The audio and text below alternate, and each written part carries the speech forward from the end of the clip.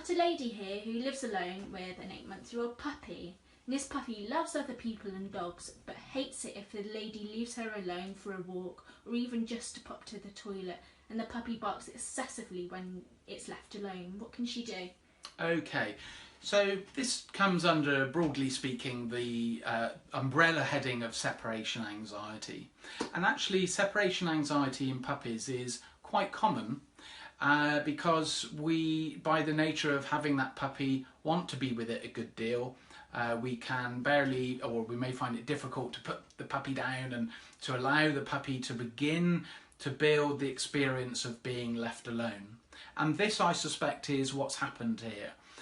Because it's, in actual fact, it can be an area that's overlooked for many, because people think about training their puppy to sit or to come back when they're called or to stay, you know, all these basic training exercises, but they sometimes fail to remember to build the time up where a puppy can be left. And so whether that's starting now or whether you had done it previously, the fact that you can't leave your puppy for short periods under various circumstances suggests that you may have missed that moment. But that's okay, because we can begin to think about it now and to put it in place and build this up gradually.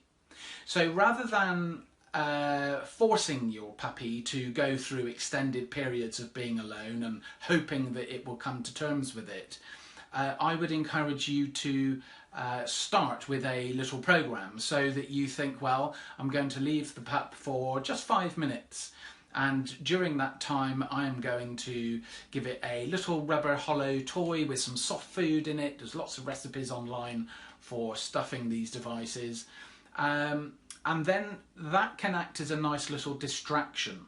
So you leave your dog, or your puppy rather, for a short period, and then you can come back after 5 minutes. You'll need to repeat that 2, 3, 4 times a day, so that the puppy just gets this idea of being left alone in a quiet space, maybe a crate if you're using a crate, or in a utility room, something of that description. So that's how I would really be moving forward with that.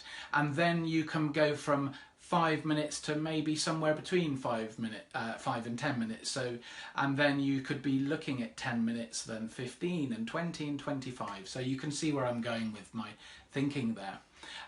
So the idea of leaving the pup for this increasing duration is really valuable.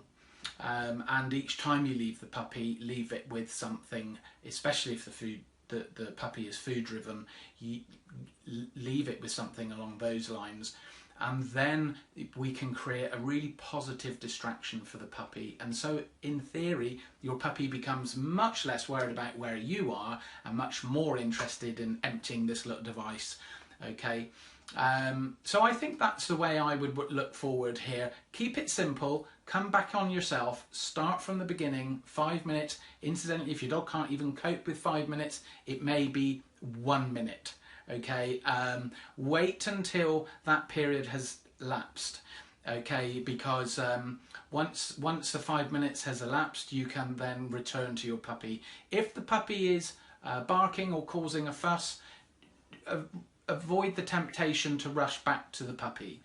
Wait for that little quiet moment and then return. When you do return to the puppy, make your return calm and self-controlled, so you're not overexciting the puppy, because we want to be showing the puppy that this is really nothing to worry about. So I hope that helps. Good luck in your efforts.